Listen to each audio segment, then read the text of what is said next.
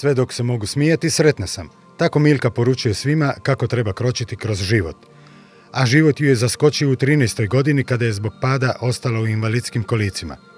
Sve ostalo, kod Milke, najljepša je oda radosti života, radosti sporta.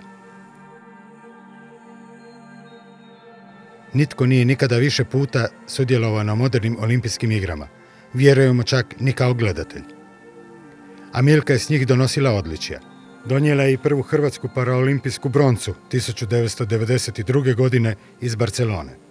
Mala 13-godišnjakinja nije ni sanjala, kad su joj rekli da će do kraja života ostati u kolicima, o svemu što će postići. Znala je jedino da će biti uporna. A znala je i da će biti sretna sve dok se može smijati. Milka se i danas smije, možda i sada dok gleda ovaj prilog, jer zna da je život prava pobjeda. 1968. kao djevojčica pala sam sa trešnje i slomila sam kralježnicu i tad sam došla rođena sam inače u selu Dabro pored Sanskog mosta u Bosni i Hercegovini. Sad sam došla u Kraljevicu na liječenje jer u Kraljevici je bila najpoznatija bolnica u bivšoj Jugoslaviji za spinalne ozljede i to je bilo dobro što se u sklopu rehabilitacije obavezno se morao upražnjavati sport osoba sa invaliditetom.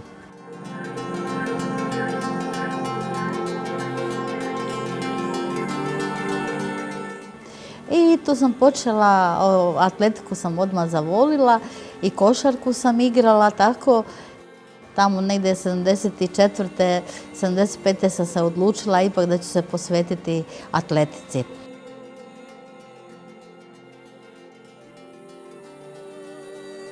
Imala 13 godina, nisam ni shvaćala da ću biti trajno vezana za invalidska kolica. Ipak sam bila dijete, ali već kad sam vidjela sa 15 godina da više i da drugi ne hodaju, onda sam shvatila, kako bi rekla, u biti da nema od toga ništa. I onda sam se jedanput stalno pitala zašto baš meni i onda mi jedanputa rekao velečasni zec koji je dolazio sa Vrbnika tamo u bolnicu. Kaže, znaš kako Primorci kažu, kaže, ni oltarića bez križića, neko ima drveni, neko željezni. A kaže, tebi ga je Bog dao i ga ti znaš nositi.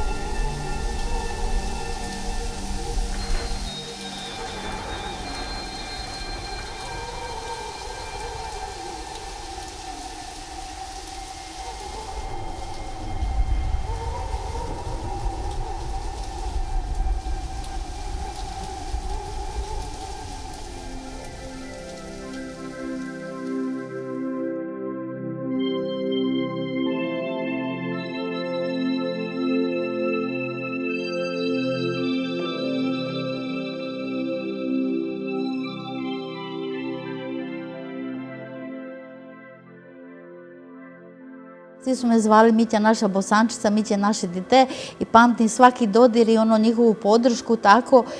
I onda sam shvatila u biti da ne trebamo odustati od sebe, da je život jedan, da je lijep i da ga želim živjeti i da želim dokazati i sebi i drugima da ja to mogu. A poslije sam shvatila, mislim, da ne bi ispalo grubo, sam shvatila da osoba koja ima invaliditet da puno više grize. Grizeš da se dokažeš i onda vidiš da onda to zavoliš i to je to.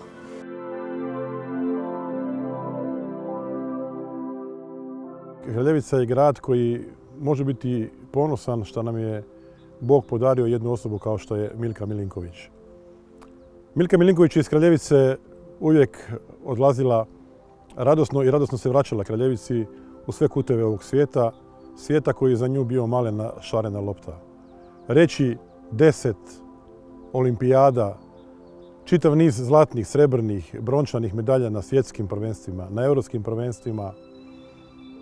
To je nešto što se tako rijetko dešava ne samo na nivou grada Kraljevice, nego ja to gledam i na nivou cijelog svijeta, a ne samo i Hrvatske. Osim tih medalja i svih tih sportskih dostignuća koje je Milka postigla, Milka je bila i puno više od toga. Prije svega ona je bila čovjek. Milka je bila uzor, primjer, nadahnuće. Ona je poticaj novim mladim ljudima koji dolaze. Nalazimo se ovdje na neposrednoj lokaciji na kojoj je Milka svakodnevno trenirala, radila i živjela. Upravo ovu lokaciju, ovaj park koji je iza nas, mi kao grad Kraljevica imamo plan urediti kao otvoreno vježbalište i nazvati je imenom Milke Milinković.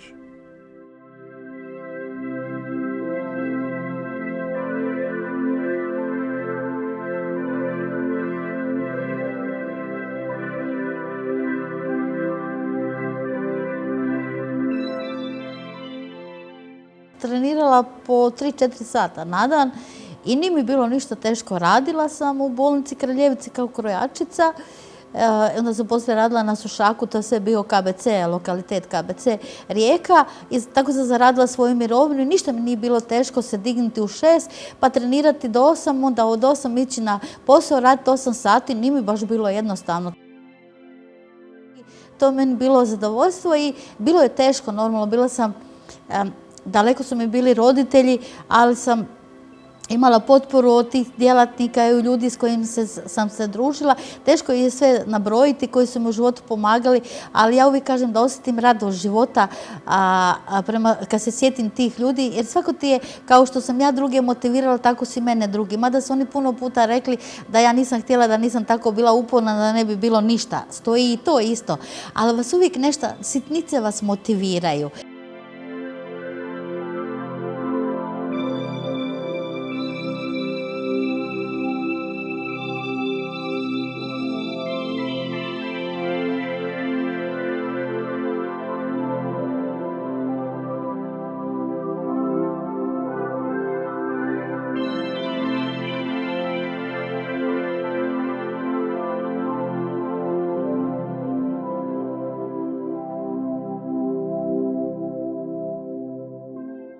Mene je trenirao Mladen Marić, prvi moj trener koji me trenirao 24 godine.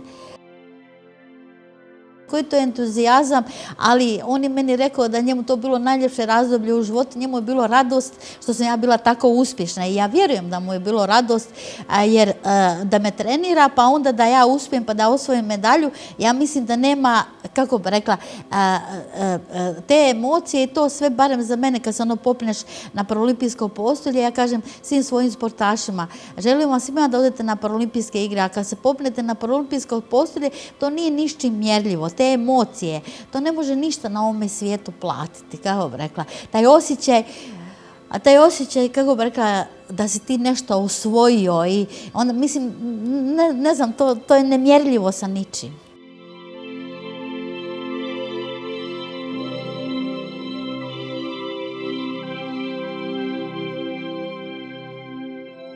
Emocionalna, emotivna, jedna nadasve zahtjevna osoba koja je tražila puno psihološkog znanja, koja je tražila,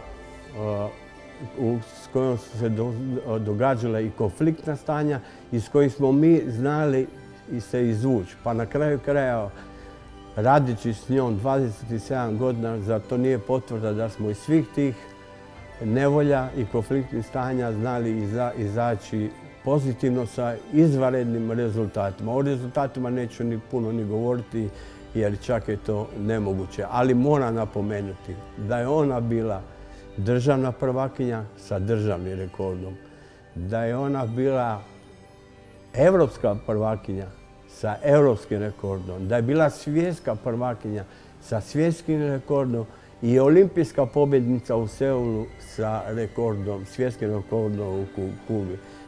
Imam 8 paraolimpijskih medalja. 2 zlatne, 2 srebrne, 4 brončane. Prvu sam osvojila za državu Hrvatsku 1992. u Barceloni. Himna se nije svirala, ali biti na postolju i gore Hrvatska, padala je kišica i onda su mi suze tekle i došao je predsjednik paraolimpijskog Chris Cohn i onda on mi je čestitao i rekao to je veliki događaj za Hrvatsku i onda isto su mu suze kliznule jer me tolike godine poznavao.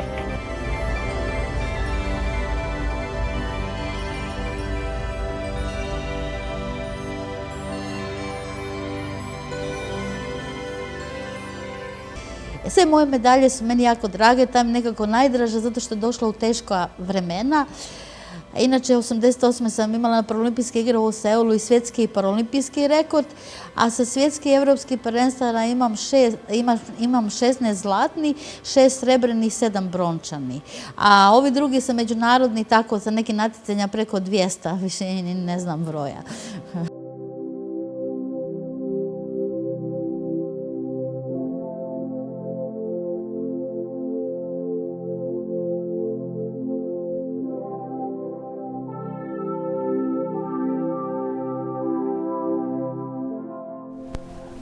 Najbolju stvar koju smo doživio sam kad je prije olimpijade u Londonu engleski ambasador u Zagrebu na jednom skupu hotelu rekao Engleska nema ono što ima Hrvatska, ima Milku. S time je, mislim, sve rekli. 10 olimpijada, 8 medalja, preko 200 medalja sa ostalih takmičenja, mislim da to o njoj sve govori. Uvijek nam nedostaje, uvijek nam je davala savjete i pomagala svim sportašima. Bila je vrlo iskrena osoba, vrlo poštena osoba, vrlo poštena osoba.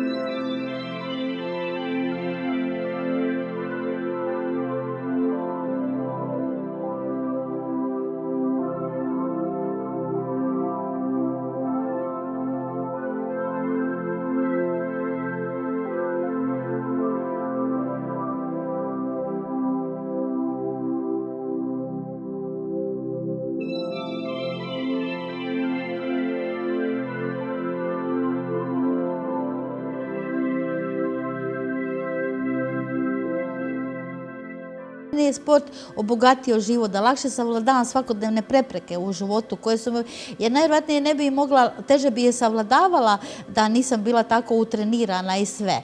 I mislim, dao mi je da sam psihički i fizički jača. I recimo, i to mi je, i sve što je ono meni sport dao, kako bi rekla, ja se nadam da sam ja tako razveseljavala druge ljude, svoje prijatelje sa svojim uspjesima.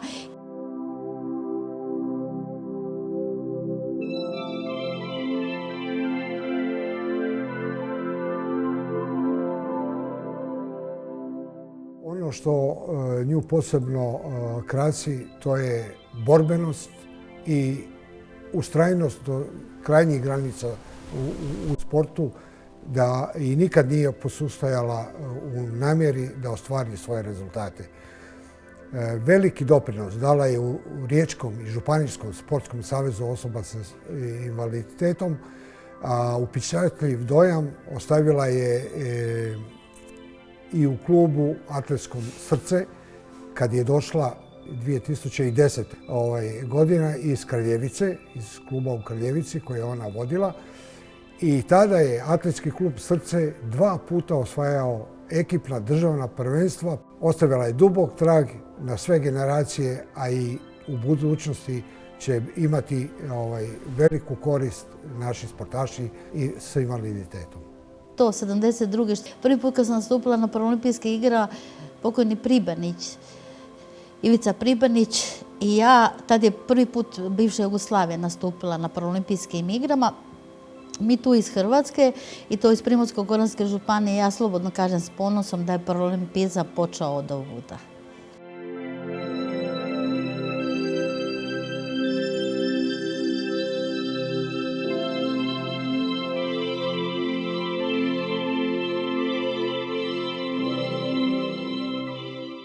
Nemam ništa, ali sve dok se mogu imati, imam sve. I želim u svakom danu pronaći nešto lijepo. Želim život, želim se radovati, želim ja ljudima uveseljavati život, a isto tako želim nešto u svakom danu naći nešto lijepo da ja budem sretna i radosna.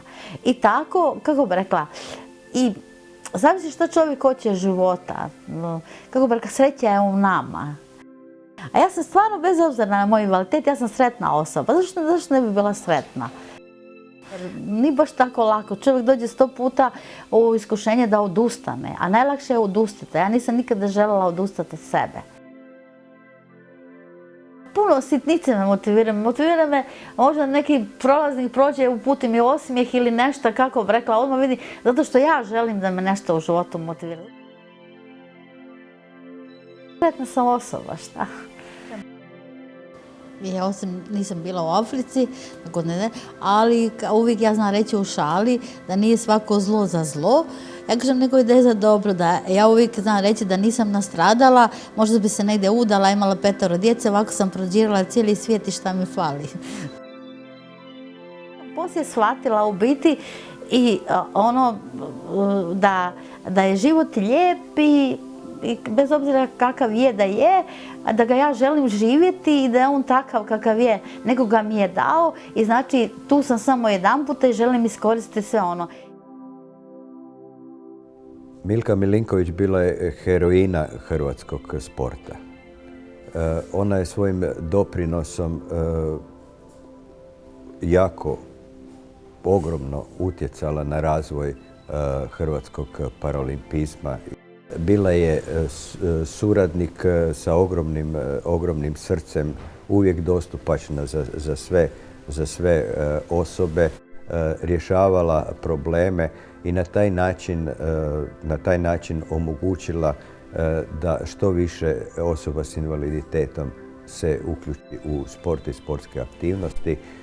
I sada isto tako kao i predsjednica Riječkog sportskog saveza i Županijskog sportskog saveza doprinijela je velikom razvitku sporta osoba s invaliditetom u Rijeci, a time i u cijeloj Hrvatskoj.